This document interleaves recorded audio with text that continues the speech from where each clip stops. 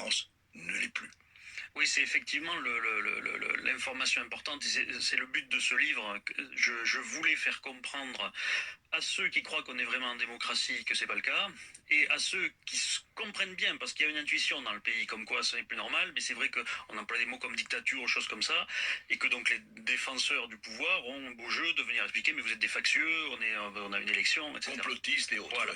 Et donc ce que j'ai voulu démontrer, c'est que nous ne sommes pas en démocratie, et pas en me référant à une vision, on va dire, philosophique de la démocratie qui serait forcément contestable, ça fait des siècles qu'on réfléchit là-dessus, mais tout simplement en regardant aujourd'hui qu'est-ce qu'on considère facilement et couramment comme démocratie, en particulier tous nos voisins directs européens, et est-ce qu'on a le même système chez eux que chez nous?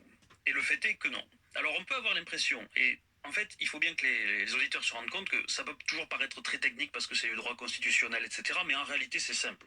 En réalité, il faut vous imaginer que tout ceci est une machinerie, c'est comme votre système de chauffage central, on va dire. Il y a forcément des composants différents, vous avez une chaudière, vous avez des tuyaux, vous avez des robinets, et tout ça, vous le trouvez dans tous les pays. Donc, on se dit, et en général, quand on vous explique qu'on est une démocratie, c'est, mais regardez, vous avez les mêmes systèmes, vous avez les mêmes éléments. Le Parlement, le président... Voilà. Mais le problème, c'est pas tellement les éléments, c'est comment ils sont branchés. Et en fonction de comment ils sont branchés, vous avez de l'eau chaude ou vous en avez pas. Si l'eau chaude, c'est la démocratie, pour faire la métaphore. Et donc chez nous, on n'a pas d'eau chaude, alors que nos voisins, oui. Et donc c'est ça que j'ai essayé d'expliquer. Alors entrons dans le vif du sujet, en quoi concrètement on n'a pas d'eau chaude, en quoi effectivement le fait qu'on ait un président, où il y a un Sénat, chambre haute, chambre basse, les députés, on a soi-disant, enfin en principe les contre-pouvoirs, conseil constitutionnel, conseil d'État, la justice, etc. Mais en fait, ça ne marche pas. Ça marche pas. Alors la chambre haute et la chambre basse, on les a, comme tout le monde, élus sur le même mode que tout le monde. Sénat, chambre des députés. Voilà, avec un Sénat qui est élu au suffrage indirect, une chambre des députés élue au suffrage direct. Donc ça, pas de problème, on a les choses comme il faut. Après, le problème, c'est dans l'articulation avec le pouvoir. Parce que ce qu'ont tous les autres, c'est une distinction entre le chef de l'État et le chef du gouvernement. Le chef de l'État, généralement, c'est quelqu'un qui n'a pas de pouvoir, ou quasiment pas, comme la reine d'Angleterre en fait, mais dans nos voisins républicains comme en Italie, allemand, voilà, etc., ou le président en Italie, qui ont en fait un rôle consensuel d'autorité et de garant de la Constitution. Donc ils ne mettent pas les mains dans le cambouis du gouvernement, j'ai envie de dire, mais ils sont là pour surplomber, pour valider les lois quand elles sont votées, donc les promulguer, on dit ce genre de choses. Et à côté de ça, il y a le chef du gouvernement qui, lui, effectivement, fait le travail quotidien de gouvernement, qui dirige le pays, qui dirige la politique du pays, et qui est responsable devant le Parlement. C'est-à-dire que le Parlement l'institue et le Parlement peut le faire tomber quand il n'est pas content. Bon. Et c'est là où le bas blesse. Et c'est là où le bas blesse. Ouais. Parce que chez nous, il y a cette séparation, on va dire, formelle dans la Constitution. Effectivement, on a un président et un Premier ministre. Mais la réalité, c'est que c'est le chef de l'État qui concentre tout le pouvoir, que le vrai chef du gouvernement, c'est le chef de l'État, parce que c'est lui qui préside le Conseil des ministres, alors que dans les autres pays, il en est absent. C'est le Premier ministre qui... Oui, il faut dire, dans les autres pays, quand il y a le Conseil des ministres, le président n'assiste pas. Non, il n'est pas là. Le président ou la reine d'Angleterre, il n'est pas là. On lui fait des comptes rendus, mais il n'est pas sur place, et donc c'est pas lui qui commande. C'est pas lui qui préside. Et de l'autre côté, vous avez un gouvernement qui n'est plus responsable devant le Parlement. En fait, si le gouvernement était vraiment responsable devant le Parlement, en pratique et pas juste en théorie, régulièrement, on aurait des gouvernements qui tomberaient sur motion de censure. C'est la fameuse chose dont on parle, c'est-à-dire il perd sa majorité, il tombe et ils doivent trouver une nouvelle coalition avec un autre gouvernement. Chez nous, ce n'est jamais le cas. Il n'y a jamais eu de motion de censure qui a été votée, sauf une qui a été contournée par De Gaulle en 62, mais j'entre pas dans les détails. 62, oui. Voilà. 50. Mais en fait, depuis, il n'y en a jamais une qui a été votée, et le gouvernement ne change. En 60 ans, il n'y a pas eu une motion de censure votée. Pas une seule. Pas une seule. Donc de facto, le gouvernement n'est pas responsable devant l'Assemblée, il est responsable devant le président. Donc tout est concentré en fait autour du président, ce qu'on a appelé à tort un régime semi-présidentiel, parce que dans semi-présidentiel, il y a l'idée de modération, de juste milieu, finalement on serait presque meilleur que les autres à ce compte-là. Alors qu'en réalité, ce n'est pas un régime semi-présidentiel. Comme tous les régimes catégorisés semi-présidentiels, c'est un régime hyper-présidentiel que nous avons en commun avec des pays comme l'Égypte, la Syrie, l'Algérie ou la Russie.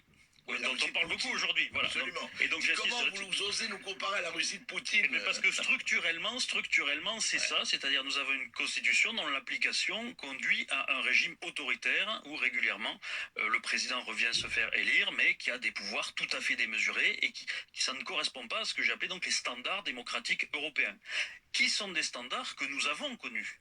Sous la Troisième République, sous la Quatrième République, nous étions une vraie démocratie. Et ce n'est plus le cas depuis 1958 et surtout depuis 1962, avec l'élection du président de la République au suffrage universel, parce que c'est de là que vient le déséquilibre. Si bon, je m'arrête là, je m'arrête là. Alors, c'est un plaisir, c'est un bonheur, que dis-je, de voir ce monsieur qui s'appelle Philippe Fabry, qui est invité de M. Berkoff, là, sur Sud Radio. Bon, je dois dire que en fait, moi, ce qui me réjouit, ce qui m'enchante, c'est le fait que si vous regardez mes vidéos anciennes, mes vieilles vidéos, les vidéos passées, vous allez voir qu'est-ce qu'il dit là, lui, et ce qu'il a écrit, parce qu'il a écrit un livre qui coûte pas cher, 4 euros. Voilà, il paraît que c'est disponible sur Amazon, voilà, par exemple. Bon, donc, il s'appelle Philippe, son prénom, et puis Fabry, son nom de famille, son nom patronymique, Fabry, F-A-B-R-Y. Voilà, je vous enverrai le lien, ou ceux qui sont pressés, vous pouvez taper sur YouTube Philippe Fabry, invité de André Berkoff sur Sud Radio, voilà. Bonjour à tous, donc je me présente, Joubian, c'est mon surnom sur le net. Je me veux être accessoirement seulement spécialiste de la France. Voilà. Puis, comment dire, panafricain convaincu. Mais pour l'instant, aujourd'hui, enfin en tout cas ce dont il s'agit, c'est l'actualité française. Vous voyez, donc, ce monsieur, eh bien, figurez-vous qu'avant lui, je n'ai pas acheté son bouquin encore, parce que c'est hier que j'ai pris connaissance. Je me suis dit, tiens, c'est intéressant parce que l'élection présidentielle vient de terminer. Et puis là, il est invité et visiblement, il a fait, d'une certaine façon pour moi, l'autopsie de la démocratie française. Mais bien avant lui, il y a quelqu'un comme monsieur François Garçon. Je crois qu'à l'époque, j'avais dû faire une vidéo là-dessus aussi. François Garçon, c'était un, comment dire, maître de conférence suisse, et puis qui avait écrit pour dire que en fait, la démocratie française est défaillante. Voilà, je vais vous montrer son livre, ceux qui veulent se procurer, c'est ça. Très intéressant. Très intéressant, et donc il explique que en fait la France devrait prendre l'exemple sur la Suisse, sur la démocratie suisse. Moi je l'ai peut-être procuré, c'était en avril 2021, ouais, ça fait un an, 23 avril 2021 que je m'étais procuré. Donc il rejoint M. Philippe Fabry, là, il rejoint M. François Garçon, le Suisse, là, qui avait déjà écrit lui. Et c'est intéressant, très intéressant. Vous voyez, donc on est dans, moi je qualifie, on est dans une république bananière et que la France est juste en tête devant ces colonies-là, la zone des aliénés, la zone des complexés, la zone des corrompus, la zone française CFA, là, voilà. Parce que eux, de manière générale, ils prennent la France comme modèle, alors que sur le plan démocratique, et vous allez voir, quand vous suivez l'interview de ce monsieur, allez-y jusqu'au bout, parce que c'est très intéressant, parce qu'il il décortique le modèle français, il dit non, c'est fini, vous êtes hors jeu, la démocratie française, elle s'est arrêtée en 58 et puis surtout en 62. Voilà. Et il rappelle même que une motion de censure, c'est-à-dire que des mesures qui sont prises par les parlementaires pour renverser le gouvernement, c'était juste en 62. Vous vous rendez compte, depuis 62, il n'y a jamais eu. Voilà. À chaque fois, c'est mis à la poubelle. Voilà, en tout cas, ils font pour la forme, ils ne font pas pour le fond. Donc, qui est-ce qui est méprisé, c'est le peuple français. Qui est-ce qui est escroqué, c'est le peuple français. Qui est le dindon de la farce, c'est le peuple français. Voilà. Maintenant, il faut se poser la question de savoir comment ça se fait qu'ils ne se bougent pas. Si, ils se bougent à travers, par exemple, le mouvement des Gilets jaunes. Vous voyez, les Gilets jaunes. Voilà. Bon, ils continuent. Il se trouve qu'ils ont payé un fort tribut. On est d'accord. C'est pour ça que, d'ailleurs, il en parle, le monsieur. Il dit que c'est unique. Il n'y a qu'en France qu'on a pu assister à ça. Parce qu'aucun autre pays en Europe ou dans le monde n'a connu l'expérience des Gilets jaunes. Or, les Gilets jaunes, ils disent simplement à l'oligarchie, ceux qui dirigent, leur disent, écoutez, ils disent que la devise de ce pays, c'est liberté, égalité et fraternité. Et nous demandons simplement d'en finir avec la théorie et de passer à la pratique. Alors on dit non, il y a plus de 11 morts, plus de 30 blessés, éborgnés, voilà, qui ne vont plus retrouver leur œil. Ils sont éborgnés, voilà, parce qu'ils demandent simplement qu'on mette en application la devise. Eh ben non. Et puis les gens qui sont mutilés, c'est-à-dire qui ont perdu une jambe, un bras, ou même 2 bras 2 fois, et puis qui sont assignés à résidence. Donc j'ai toujours appelé ça dans mes vidéos. Donc vous reprenez mes anciennes vidéos, vous allez voir. Et donc là, on est, comment dire, encore bientôt en campagne, parce que l'élection présidentielle est terminée. Et ce que je constate, c'est que je dis, comment dire, ce monsieur, quand bien même il est brillant, parce qu'il est historien, juriste, avocat, tout ça, voilà, mais je vois bien les limites. Parce qu'en réalité, ils ne vont pas jusqu'au bout. Alors, sinon, ils ne seraient pas invités. D'ailleurs, je me dis, au niveau de la diffusion de son livre, Amazon a pris, mais visiblement, il a dû avoir du mal à être diffusé dans les grandes librairies. Alors que, voilà, c'est un peu bizarre. Voilà. Ça m'étonnerait qu'il ait refusé que ça soit diffusé dans les grandes librairies. Donc, je crois qu'ils n'ont pas dû accepter.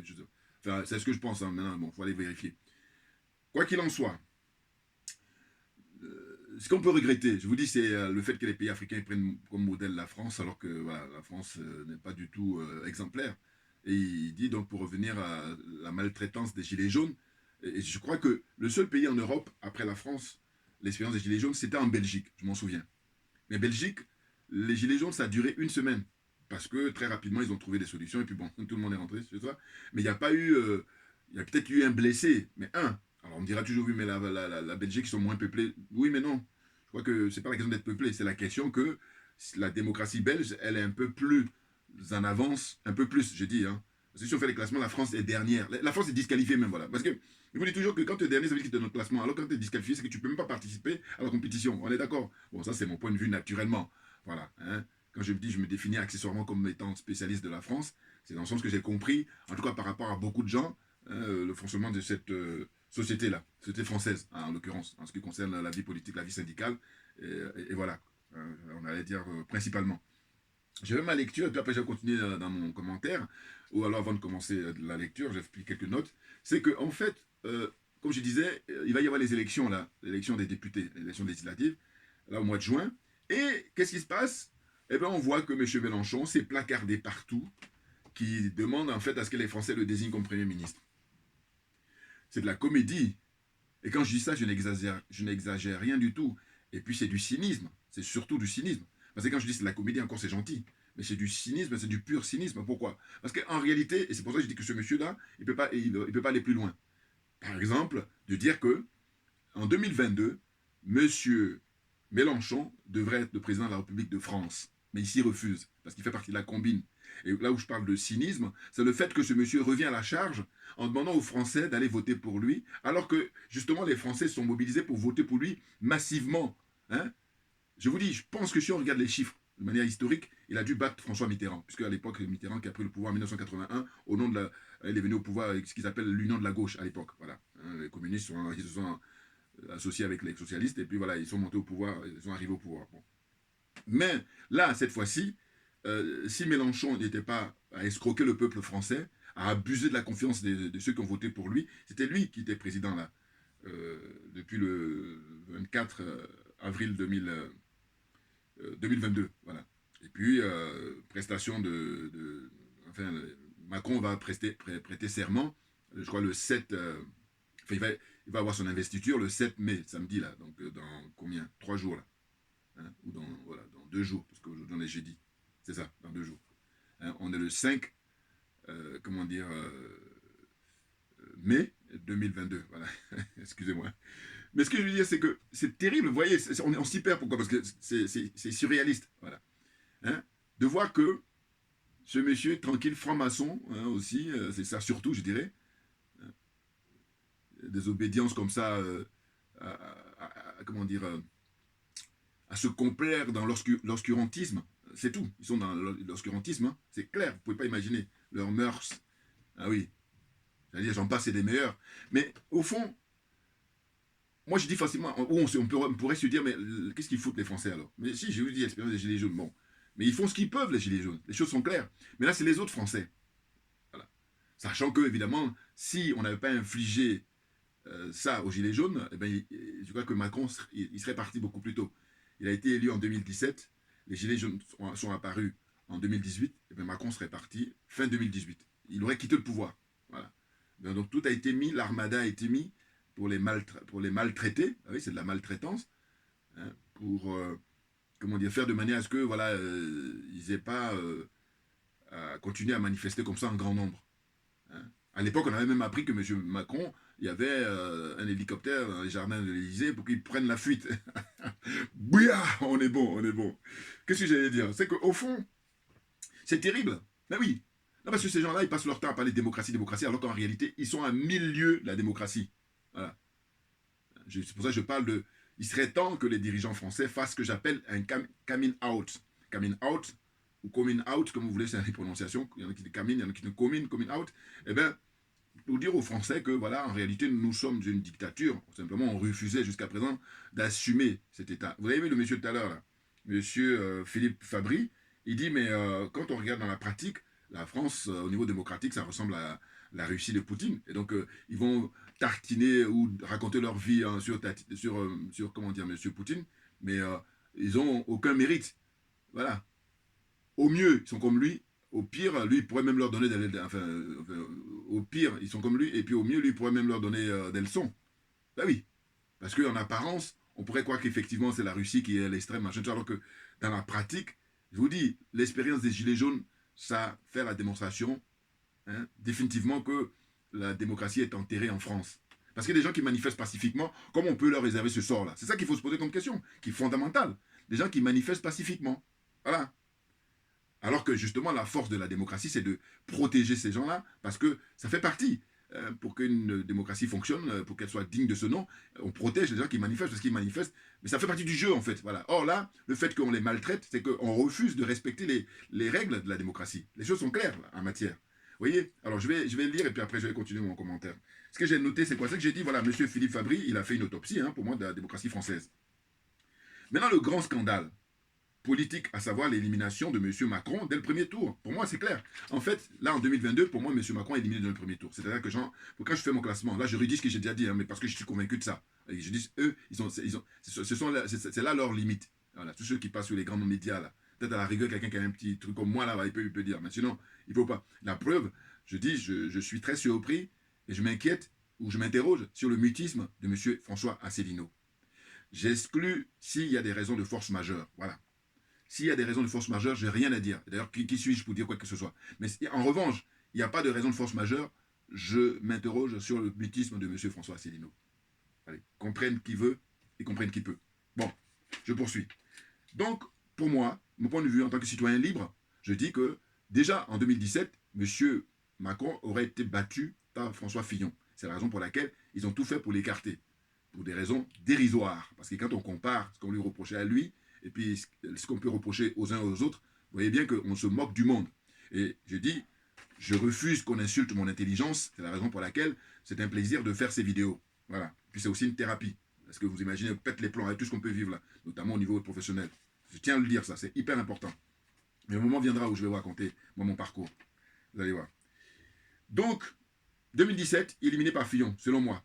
Maintenant, 2022, éliminé par Jean-Luc Mélenchon, au deuxième tour, là, pour le coup. C'est-à-dire qu'à vrai dire, en 2017, il serait éliminé par Fillon, mais au deuxième tour. Parce qu'on ne le connaissait pas suffisamment, il n'avait pas de bilan. Tandis que là, en 2022, il a un bilan. Donc, dès le premier tour, pourquoi? Parce que quand on regarde les scores, je vous dis, agglomération par agglomération, commune par commune, département par département, Jean-Luc Mélenchon, normalement, arrive en tête. Et puis, éventuellement, Mme Marine Le Pen en deuxième position. Et puis, si on est gentil, on va mettre Macron en troisième. Mais si on est gentil, hein, sinon, on pourrait même le mettre en 4 ou 5e position. J'en suis certain. S'il y avait de la transparence, s'il n'y avait pas eu de magouille, parce qu'il y a eu des magouilles, clair. Hein, voilà. Maintenant, on a l'heure d'Internet, on a l'heure des réseaux sociaux. Il y a suffisamment d'informations comme ça. Et les gens, en fait, ils mettent la tête sous la couette parce que c'est tellement violent, c'est tellement grave, ça dépasse l'entendement. C'est pour ça que je vous dis, franchement, j'espère qu'il n'y a pas de force majeure en ce qui concerne monsieur Asselineau. Parce que je suis très curieux qu'il maintenant là, puisque habituellement il fait des vidéos une fois par semaine minimum, si n'en fait même pas deux. Voilà, c'est quelqu'un qui est, comment dire, champion pour informer, faire apprendre des choses aux gens, donner les informations, hein, très pédagogue, vous voyez. Voilà, donc là c'est bizarre qu'on n'a pas de nouvelles. C'est étrange. Bon. Donc pour la suite, je dis qu'après un mandat catastrophique et calamiteux, il a été éliminé dès le premier tour. Bon, c'est ce que je viens de dire tout à l'heure. Hein. Donc ceux qui étaient qualifiés, surtout Mélenchon et Marine Le Pen, et au second tour, c'était Mélenchon qui devait être... Voilà, je suis en train de dire ce que j'ai déjà noté, excusez-moi. C'est pour ça que c'est intéressant au niveau de, comment on appelle ça, ce que j'appelle les montages. Voilà. Hein. Donc je disais, au second tour, Mme Le Pen avait gagné face à M. Macron. Normalement, voilà. Quand bien même... Mélenchon, là, il fait le malin, c'est-à-dire, il accepte de céder sa place à M. Macron, et bien là, au second tour, même Marine Le Pen, je suis certain qu'elle a battu Macron. C'est clair, il y a même, on nous parle là, il y a des recours qui sont engagés hein, par des avocats, certains avocats, hein, avec des trucs qui ont été écartés, ils ont écarté certains électeurs, hein, les voix de certains électeurs, de Marine Le Pen, justement. Et ce qui s'est passé, c'est quoi? C'est qu'à vrai dire, il y a eu des mots d'ordre qui avaient été donnés par Mélenchon lui-même, rappelez-vous, le soir du premier tour, pour dire que oui, il demande à ce qu'on fasse barrage à Marine Le Pen. C'est-à-dire, pas une voix pour Marine Le Pen. Mais donc, il n'est pas explicite. Implicitement, il veut dire qu'il faut voter Macron. Mais comme il n'a pas le courage et puis il est dans la culture de l'hypocrisie française, c'est pour ça qu'il va procéder ainsi. Mais sinon, si on n'est pas hypocrite, on dit non, moi, mon choix, c'est que je demande à ce que vous votiez pour M. Macron. Comme ça, c'est direct. Voilà. Alors là, ne vous inquiétez pas, c'est des codes, ils se comprennent, ils ont même l'habitude. Comme on n'est pas dupe, comme on n'est pas aussi idiot, on a compris. Voilà. Mais ce qui s'est passé, c'est que les gens maintenant ont une certaine maturité politique. Et bien, finalement, surtout, je crois qu'au-delà même de la maturité politique, c'est le fait que les gens ne sont pas maso. Puis les gens ont pris connaissance, enfin, ils ont vécu qu'est-ce que c'est que 5 ans de mandat de M. Macron. Voilà. Ils ont vu son bilan. Catastrophique, je vous dis. Et quand je dis catastrophique, il faut trouver encore des mots beaucoup plus forts. Désastreux. Et c'est compte tenu de ça que ce qui est intéressant, c'est que malgré les consignes données par les uns et les autres, pour dire faites barrage au Front National et tout, les gens ont voté massivement pour Marine Le Pen. Vérifiez les scores, notamment, comment dire, dans les territoires et régions d'outre-mer, hein, en Guadeloupe, en Martinique, en Guyane, en Nouvelle-Calédonie, à La Réunion. Eh bien, au premier tour, c'est M. Mélenchon qui a raflé toutes les voix là-bas. Et au second tour, c'est Marine Le Pen qui a raflé toutes les voix. Hein, et c'est étrange. Comment ça se fait que malgré tout ça, on vient de nous dire, comme ne le disent pas non, mais là-bas, ils ne sont pas majoritaires, eh ben, le vote là-bas, c'était pareil ici aussi dans les grandes agglomérations, notamment dans les quartiers populaires. Ils ont voté massivement pour le premier tour pour Mélenchon, et puis dans le second tour, ils ont voté pour Marine Le Pen. Les mêmes qui ont voté pour Mélenchon sont les mêmes qui ont voté pour Marine Le Pen. Parce que les gens, voilà, ils ont compris, ils ont dit, il faut arrêter, vous n'allez pas nous la faire. Hein. Vous l'avez fait la première fois avec le père Le Pen, c'était, comment dire, en 2002. Donc 20 ans plus tard, hein, on refait encore une troisième fois, parce qu'il y a eu en 2017 aussi. À un moment donné, il faut arrêter. C'est incroyable. Je vous dis là, comme c'est très tôt, c'est pour ça que tout ce que je souhaite, c'est que les images soient gardées. Parce que c'est toujours pareil. Quand tu dis les choses très tôt, les gens, voilà, quand on va sortir dans quelques années, ils vont dire, ah bah oui, parce que ça, c'est déjà le rôle des historiens. Ah oui, ah oui. Mais bon, il faut arrêter, quoi. Je dis, quand on ne sait pas, vraiment, on ne sait pas. Mais quand on sait, et puis là, on fait semblant, c'est dit, moi, je refuse de vivre dans mon vomi. Parce que là, ceux qui savent et puis qui ne disent rien, ils sont en train de manger leur vomi. Voilà. Excusez-moi, mais je crois que j'aime bien cette image-là. C'est le frère Balambala qui avait sorti ça à l'époque. J'aime beaucoup. Voilà. Donc, les choses sont claires. Pour poursuivre. Hein, donc, je disais que le grand scandale, hein, voilà, c'est un hold-up sur le nom. Voilà, c'est ça, je crois que j'ai oublié de souligner. Vous voyez, vous allez voir là, quand vous sortez de chez vous, regardez sur les panneaux ceux qui vivent en France, hein, je veux dire, ou dans les territoires d'outre-mer, là, ou les régions d'outre-mer. Vous voyez les affiches concernant M. Mélenchon. Eh bien, M. Mélenchon, le grand scandale, hein, le hold-up, c'est qu'il a récupéré le nom du parti de M. Comment dire, le slogan de M. Asselineau, François Asselineau. François Asselineau qui a créé son parti depuis plus de 15 ans, qui s'appelle UPR. Je crois que c'est Union Populaire Républicaine. Hein. Et le slogan, c'est Union Populaire. Voilà, ça lui appartient. Eh bien, Jean-Luc Mélenchon a récupéré ça. Mais c'est très grave. Vous voyez, ça montre... il n'est pas crédible. Voilà. Mais il n'est pas crédible, mais du tout. Pourquoi? Parce que, d'ailleurs, M. Asselineau lui-même avait fait une vidéo il y a 6 mois où il avait expliqué dans cette vidéo qu'il a fait un courrier à M. Mélenchon pour lui dire, mais écoutez, c'est pas fair play, puis c'est pas respectueux des dispositions légales. Et on se dit, dans ce cas-là, que font justement la justice et tout ça pour... Enfin... C'est incroyable, tranquille. Et du coup, moi, après réflexion, c'est de dire, mais finalement, on comprend pourquoi il a été écarté, monsieur Asselineau, qu'il n'ait pas pu obtenir ses 500 signatures. Tout simplement parce qu'au fond, dans un premier temps, ils l'ont accusé pour des histoires de harcèlement sexuel, alors que je dis, si on veut jouer à ce jeu-là, eh ben, on va passer tous les candidats au crible. Et vous allez voir que monsieur Asselineau, finalement, ce qu'on lui reproche, c'est même des pipis de chat. Voilà, on est d'accord. Ah oui, oui, oui. Vous voyez?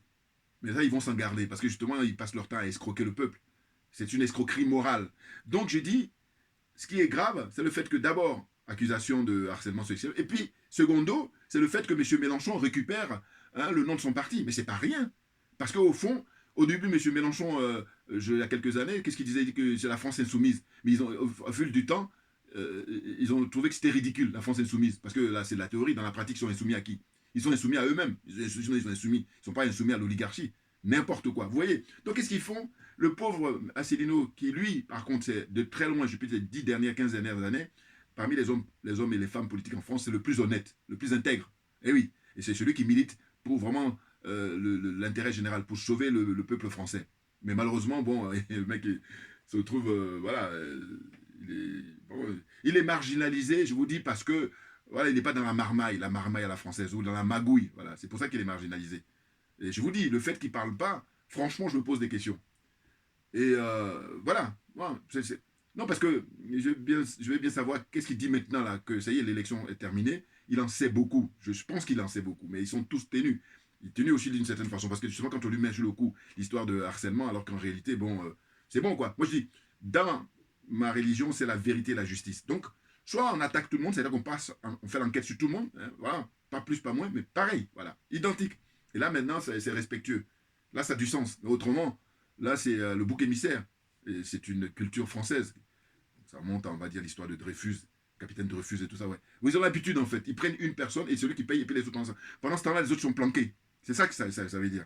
Vous comprenez? Bon. Donc, pour moi, c'est scandaleux, et le mot est faible, à savoir que M. Mélenchon a volé le slogan de M. Comment dire, M. Asselineau. Voilà. Et donc, tout s'explique, finalement, le fait qu'il soit écarté, le pauvre. C'est incroyable, hein. C'est incroyable. Pour ne pas oublier, rapidement, c'est que j'ai appris que M. Jean Lassalle, qui est aussi quelqu'un d'honnête, bon, mais l'oligarchie, ils sont foutus de sa gueule tout le temps, hein, voilà, parce que le pauvre, il est honnête, il fait partie des honnêtes aussi, mais ils aiment, ça fait partie de leur culture, hein. Ah oui, oui, oui, ridiculiser les gens, mais ils prennent leurs pieds en permanence, ça je tiens à vous le dire. Et là aussi, pareil, c'est ma qualité de accessoirement spécialiste de la France, que j'observe et voilà, je prends des notes, enfin, je vais au sens où j'ai noté ça et puis c'est bon, voilà. Puis, en plus, il y a tellement d'exemples que c'est définitif, j'ai compris.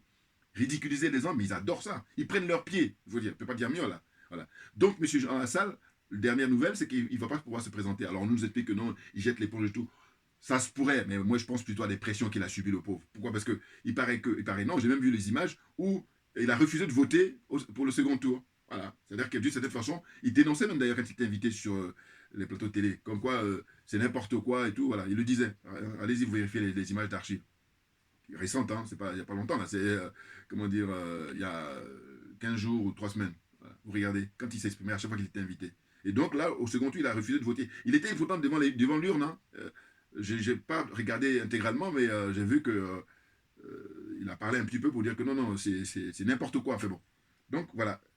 La suite, c'est quoi? C'est que euh, c'est une démocratie, mais qui n'en est pas une. C'est pas possible. Regardez les scandales. Alors voilà, vous voyez, quand je vois qu'on reproche à M. Fillon les histoires de costumes, et puis M. Comme Asselineau, il aurait fait un harcèlement sexuel, et tout ça. Non mais franchement, ils ne sont pas sérieux, mais je vous dis, ils sont sans foi ni loi. Parce que ce qui me vient à l'esprit là, quand je fais cette vidéo, c'est les cas par exemple de M. Jean-Yves Le Drian. Jean-Yves Le Drian, franc-maçon de première classe, hein, c'est un gros bonnet de la maçonnerie en France. La preuve en est, il traverse tous les gouvernements, là, tantôt secrétaire d'État, tantôt machin. Il a été d'abord ministre de la Défense là, sous Hollande, et puis maintenant il est ministre des Affaires étrangères avec comment dire, avec Macron. Voilà. Et j'ai dit même que lui, il fait partie de ceux-là qui sont les parrains hein, de Macron. Parce que Macron, maintenant, il a une petite expérience, puisque ça fait 5 ans qu'il est président. Mais avant, il n'avait pas d'expérience. Donc eux, ils étaient là, lui et puis celui de Lyon, l'ancien maire de Lyon, Collomb. Hein, et puis François Bayrou, voilà. Il y en a d'autres, hein, mais les trois là, ça me vient à l'esprit. C'est trop flagrant pour moi, ça se voit. Voilà. Et ceux qui ont détecté, tant mieux. Donc, Jean-Yves Le Drian, affairiste, parce que lui, d'ailleurs, au Mali, là-bas, il y a des affaires qui l'attendent. Hein. C'est son fils et lui, ils font des business sur les passeports maliens, par exemple. Il n'y a pas que ça, il y a d'autres affaires aussi.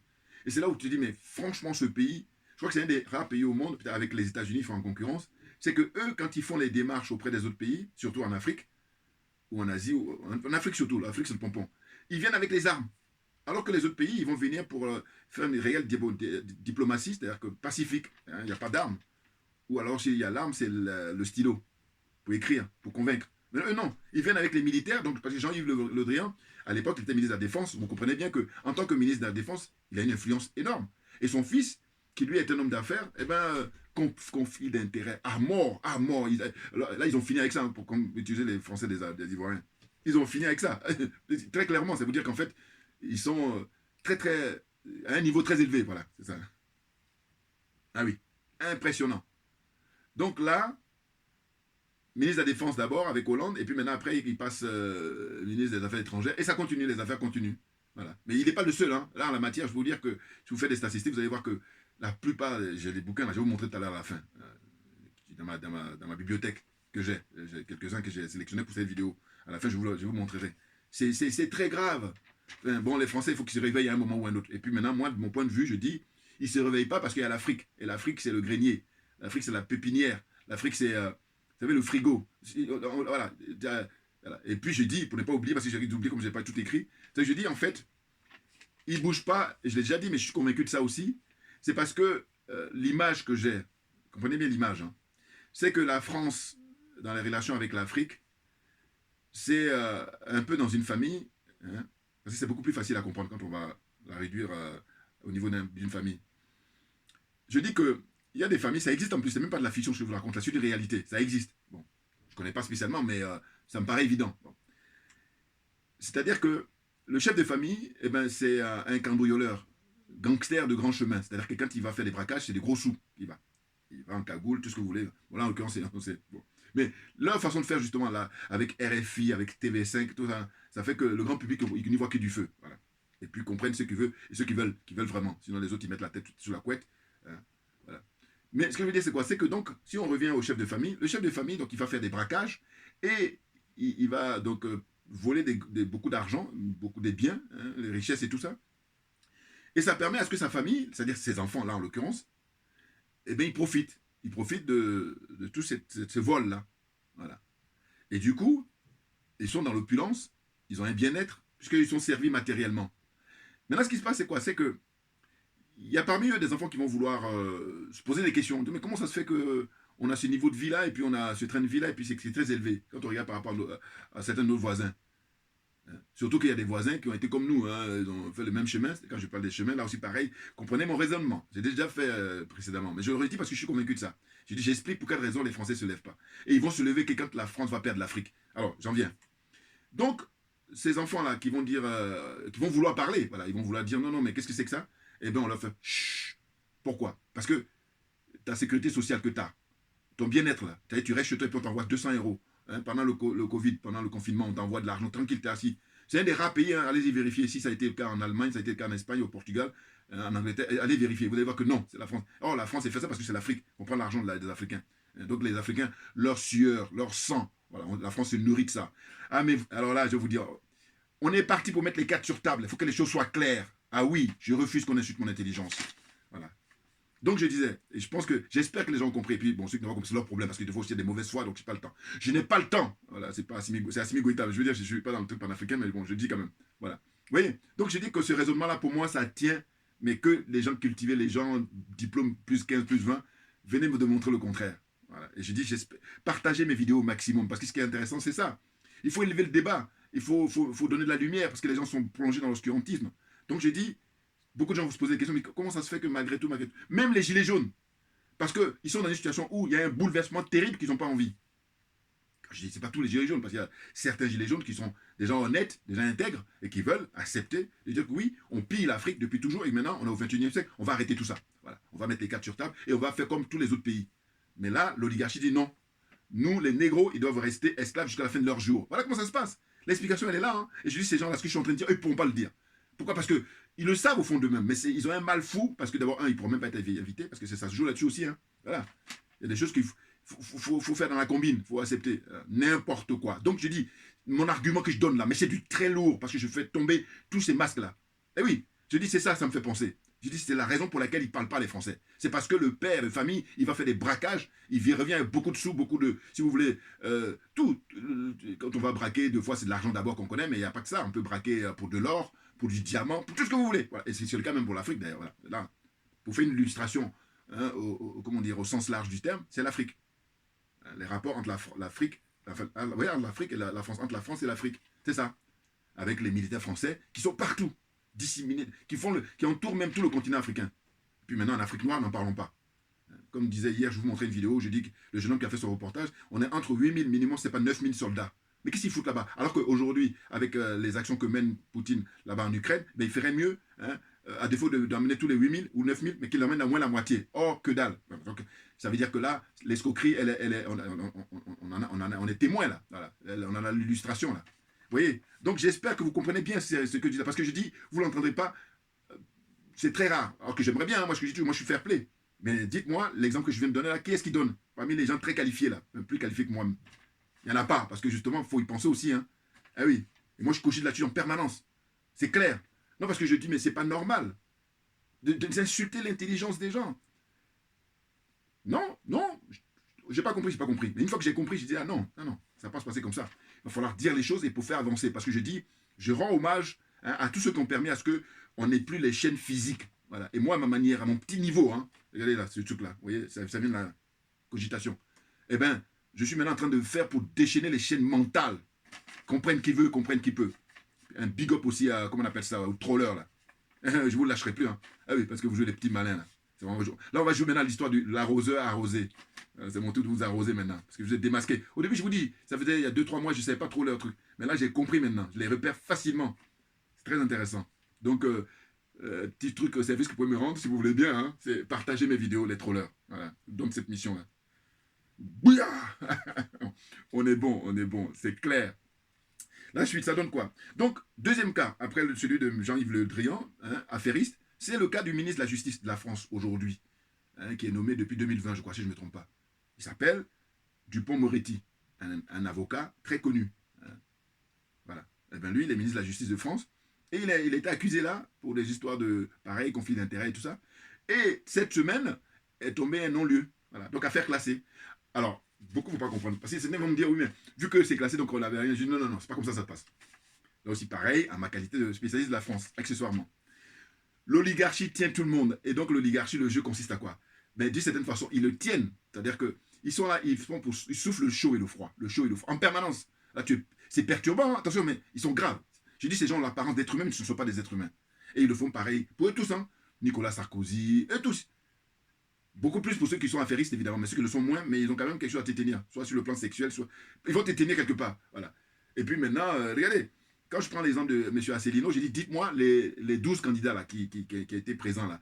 Est-ce que vous croyez qu'il n'est pas qualifié, ce monsieur, d'autant qu'il a été candidat en 2017? Vous m'expliquez. Voilà.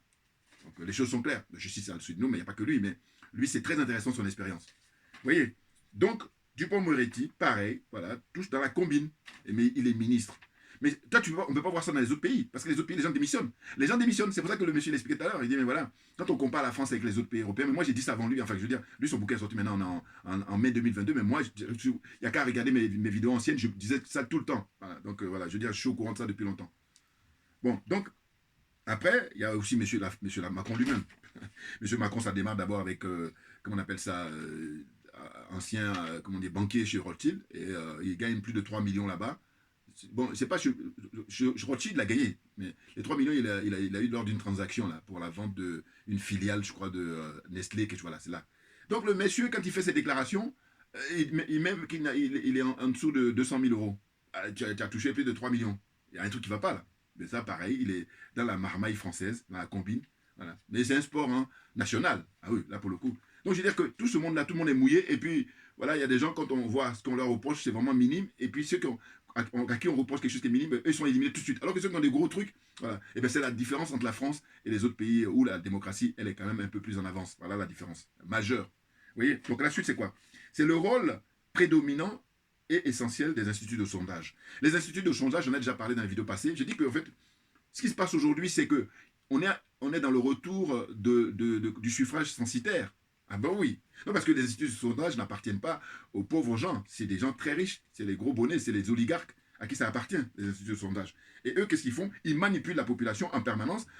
Tous les jours, ça sort. Voilà le score que doit réaliser un tel. Voilà, un tel, ça a baissé, un tel, ça a augmenté. Et donc, les gens sont perturbés. Et ça, c'est quand on dit que la démocratie n'existe plus en France, mais ça participe, c'est l'illustration même. Les instituts de sondage, ça a remplacé. Donc moi, hein, je dis, quand je me suis souvenu de mes cours de droit politique, hein, droit public, quand j'étais en fac, eh ben, c'était ça. Et on a étudié, ça m'est resté ça. Hein. Le système censitaire, à une époque très très éloignée, quand la démocratie n'existait pas, en tout cas quand on n'était pas au suffrage universel, eh ben, c'était des gens très fortunés, des gens très riches qui pouvaient voter parce qu'ils payent leur vote. Eh ben, on est toujours là-dedans. Pour moi, de cette façon, comme je dis, les Français, c'est des hypocrites de première classe, hein, au niveau mondial, hein, attention. Eh ben, voilà, c'est quelque chose que beaucoup de gens ne captent pas, mais c'est ça. Mais oui, il faut arrêter avec les instituts de sondage, il faut organiser des débats. Bon, il faut faire comme les autres pays européens, voilà, c'est tout. Parce que vous allez voir que si vous prenez le temps d'aller regarder, lui, il a fait ce travail-là, hein, parce que le monsieur là, hein, comment il s'appelle là, Philippe Fabry, là, voilà. Il a fait ce travail-là. C'est pour ça que je parle d'ailleurs, autopsie. Il a décortiqué la démocratie française, là. Bon, avec un petit bouquin, hein, bon, 4 euros, c'est intéressant, c'est abordable. Oui, donc il faut s'en procurer. Moi, je vais l'acheter là, soit cet après-midi ou c'est sûr. C'est intéressant.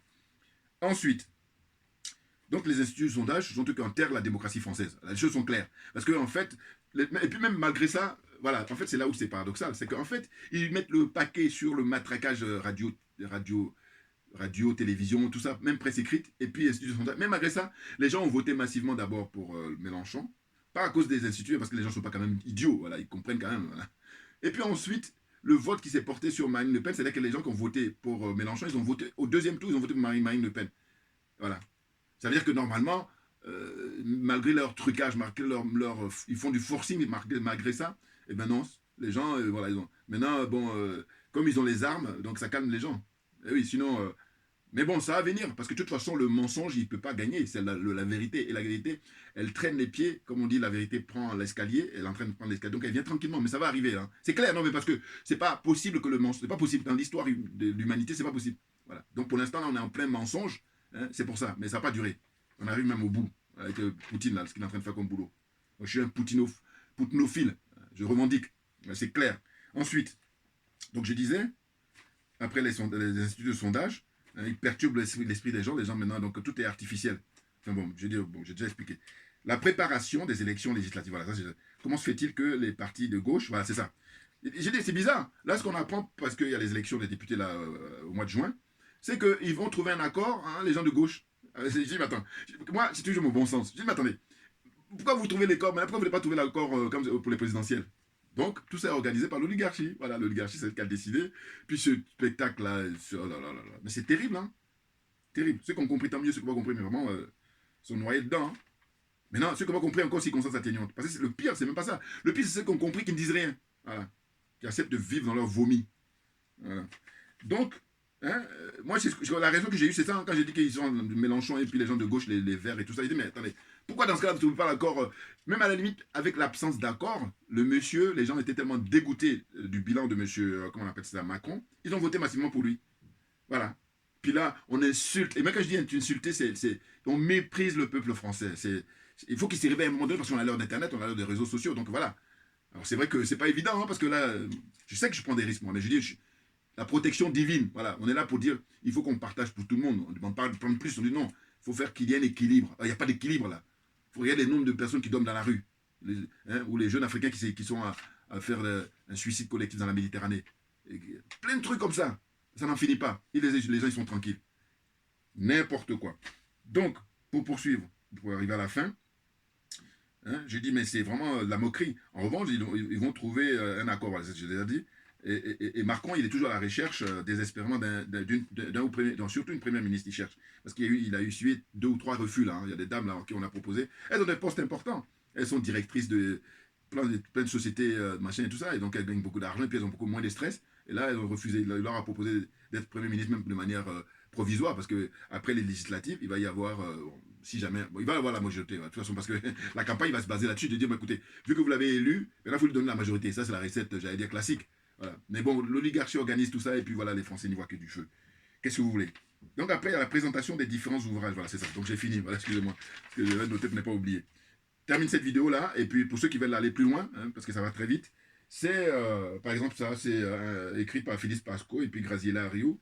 Philippe Pasco, bon, lui aussi, pareil, on n'entend plus parler, alors que, voilà, il y a quelques années, on le voyait, il parlait beaucoup. Voilà, vous voyez, il a écrit ça, mais ça, c'est sur les magouilles hein, des hommes et femmes politiques français. Hein. Le titre, c'est Délit d'élus, 400 politiques aux prises avec de la justice. Donc, il a tout mis dedans. Vous vous rendez compte? 400 élus, c'est énorme. Vous voyez? Il a tout passé au peigne fin. On n'entend plus parler là, je ne sais pas ce qu'il devient, Philippe Pasco, là. Il y a ça, et puis il y a ça aussi qui était bien avant, pilleur d'État. Voilà, toujours Philippe Pasco, il raconte toutes les magouilles des hommes et femmes politiques français. Bon, lui, il a travaillé un petit peu avec Emmanuel Valls, et donc il parle comme on va dire, vous savez, quand on sort de la mafia, là, les gens qui osent parler, là, je vais penser un peu à ça. Voilà, donc il a tout décrit dans ce bouquin-là. Voilà, pilleur d'État. Franchement. Et là, j'ai déjà montré, bon, il y a celui-là, Thierry Desjardins, qui dit assez de mensonges, d'hypocrisie, voilà, là c'est un mot qui le caractérise, de promesses de parlotte et de trahison de lâcheté, voilà. Thierry Deschamps, donc il parle aussi par des hommes et des femmes politiques français, voilà. Il décrit dans son bouquin toute leur magouille et tout ça. Et leur hypocrisie, voilà, voilà. Vous voyez, c'est ça. Ceux qui veulent poursuivre dans la lecture. Et puis, je remontre encore, hein, c'était donc Julie-François Garçon, bien avant M. Philippe Fabry, là, voilà, c'était lui qui avait sorti ça. Excellent. Voilà, un Suisse qui dit que la démocratie française devait prendre l'exemple sur la démocratie suisse. Merci à vous tous pour votre attention. Et puis à très bientôt. On a la pêche. Très clairement, en tout cas pour mettre les cartes sur table et dire la vérité aux gens, éclairer les gens pour sortir de l'obscurantisme. Sortir, voilà, un ancien des Français, là, hein, Étienne Laboétie, sortir de la servitude volontaire. C'est surtout ça. Merci à vous tous et à très bientôt. Merci bien.